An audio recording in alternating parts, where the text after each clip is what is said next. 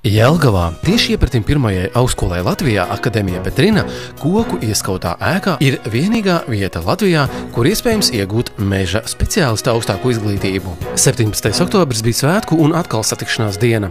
Latvijas Lauksaimniecības Universitātes meža fakultāte svinēja 75 gadu jubileja un augstākās meža izglītības 95. gadskārtu. Savukārt Meka, Meža un koksnes produktu pētniecības un attīstības institūts 10 gadus. Meža fakultātu saludojumu aicināja visus absolventus, lai kopīgi atcerētos studiju laiku, iepazītu fakultātes šodienu un ielūkotos tās nākotnē. Meža fakultāte kā fakultāte tika nodibināta reizē ar Jelgavas Lauksaimniecības akadēmiju 1939. gadā. Un toreiz bija divas fakultātes – lauksaimniecības un mežsaimniecības. Un mēs atzīmējam šo datumu, tāpēc, ka faktiski tas ir mūsu fakultātes kā atsevišķas fakultātes, struktūra vienības pirmsākumi, lai gan augstākā mežsaimnieciskā izglītība ir ar daudz senākām tradīcijām mūsu valstī. Pirmsākumu meklējam jau pirms 180 gadiem, bet faktiski šogad mēs svinām 95 gadu jubileju augstākajai mežsaimniecības izglītībai Latvijas Republikā. Svinīgie pasākumi iesākās ar Jelgavas pilsētas pašvaldības dāvanas simboliskā keramikas čiekura atklāšanu. Meža fakultāte ar savu nozari, vienu lielākajām nozarēm mūsu valstī, protams, meža audzēšana, un gribas novēlēt, lai ar to meža audzēšanu mums, es domāju, iet labi. Meža audzēšana mums iet labi tajā sakarībā, ka Eiropas valstis brauc pie mums un mācās, kā mežs ir jākopj.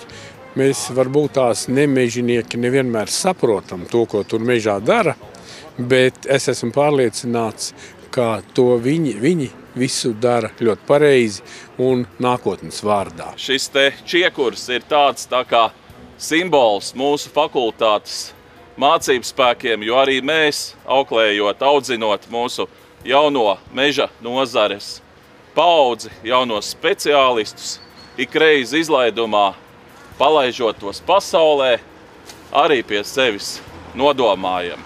Dod Dievs, lai šie cilvēki būtu labi mūsu valstī. Svinētāju pulks, tie, kas ir mūsu absolvējuši, mēs reiķinām 6319, tas ir 75 gadu laikā.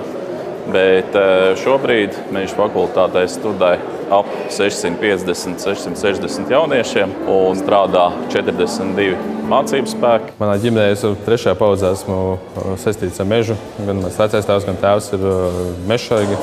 Es izvēlējos turpināt šo tradīciju un izvēlējos mežu nozari. Mēs nodrošinām visa līmeņa augstāko izglītību mūsu fakultātē no bakalaura līdz pat doktoram. Un mums ir arī sadarbība ar citiem zinātniskiem institūtiem, lai šo jomu attīstītu un audzētu kopējo nozares kompetenci jau no tehnoloģiju jautājumos. Savulaik Meža fakultāte ir beidzis arī patreizējais zemkopības ministrs Jānis Dūklaus. Es domāju, ka kolektīvs ir ļoti spēcīgs, profesionāls.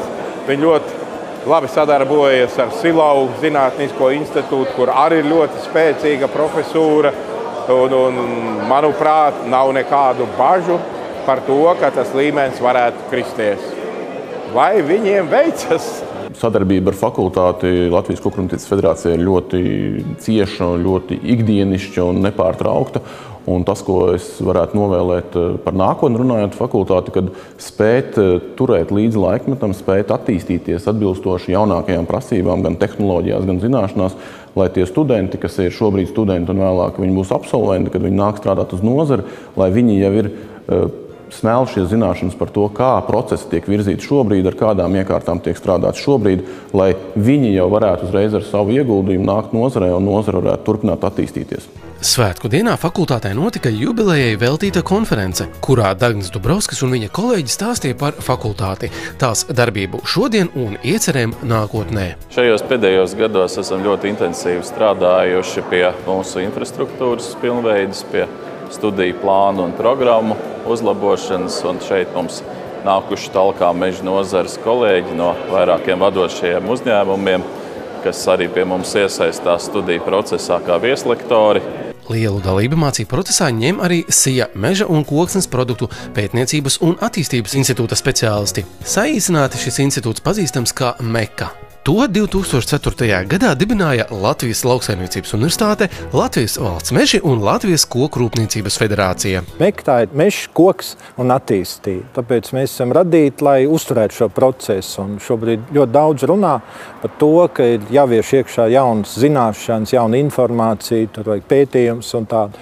Un mēs esam radīti priekš tam, lai palīdzētu to izdarīt, jo faktiski zinātne un lielā mērā arī izglītība klasiskā. Viņi strādā tāpat kā uzņēmums. Viņi saražo kaut ko, mēģina pārdot zināšanas, mēģina pārdot, sagatavotos speciālistus. Mēs strādājam otrādi. Mēs esam no uzņēmuma puses, mēs skatāmies, kas vajadzīgs uzņēmumiem, un tad meklējam, kā to atrisināt, kā to piedāvāt. Tāpēc mēs atšķiramies tīri no savas darbības stratēģijas, no pārējiem institūtiem, ka mēs strādājam uz otru pusi. Mēs klausām, ko prasa uzņēmumu. Ja mēs paši varam izdarīt, tad mēs darām paši. Ja paši nevaram, mēs sameklējam, kas to var izdarīt un noalgojam. Un par šiem 10 gadiem mēs esam samācījušies tik tālu, ka mēs daudz ko paši varam izdarīt. Un mūsu cilvēks vēl pieaicina kādam citam palīgā. Mēs principā pētam to, kas ir vajadzīgs uzņēmumiem, lai viņu produkts nonāktu tirgu. Jo cilvēks arī, kad pērk, jau šobrīd tirgus mainās, neskatās tikai uz cenu. Viņš skatās uz to, kas tas tāds ir, ko viņam piedāvā.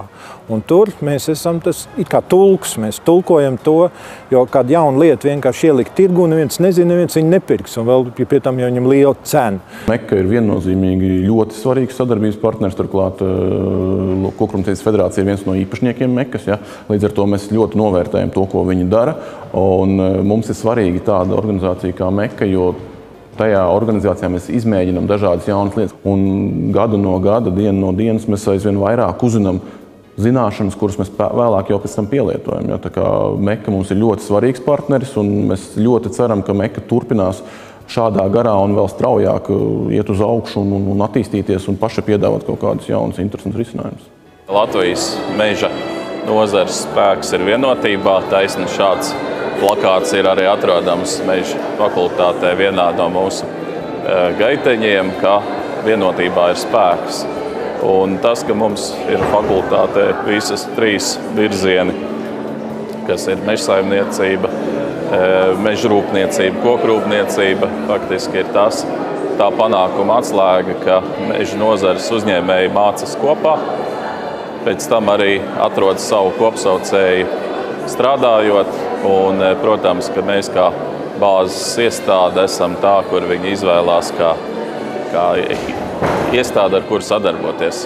Svētku dienas vakarā norisinājās svinīgā sēde, kurā Dagnis Dubrovskis izteica pateicību sadarbības partneriem. Īpašu paldies fakultātes dekāns izteica Latvijas finierim, Latvijas valsts mežiem un valsts meža dienestam. Mežs bija, ir un arī būs.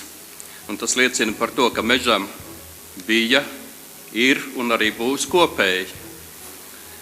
Un par to, lai viņu kvalifikācija būtu augsta, nepārtraukti rūpējas mūsu mīļotā meža fakultāte.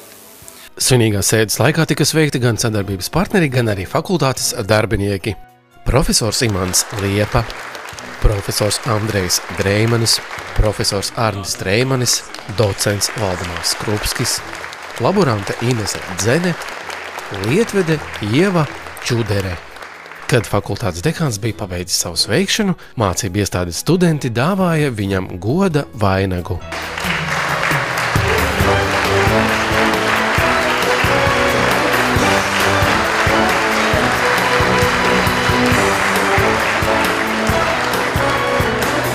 Pēc svinīgās sēdes notika svētku koncerts Jelgavas pils aulā, kur uzstājās apvienotais koris, deju kolektīvi, kā arī pazīstamais Tirkijas band. Satiekoties visiem klātesošajiem, bija prieks par atkal redzēšanos un krāšņo koncertu, kur tā vien prasījās dziedāt līdzi. Pēc koncerta labā noskaņojumā visi varēja doties uz absolventu salidojumu Latvijas Lauksaimniecības universitātes Meža fakultātes ēkā un Kokapstrādes katedrā. Arī raidījuma veidotāji saka milzīgu pateicību visiem tiem atbalstītājiem, kas palīdz meža izglītības kvalitāti uzlabot.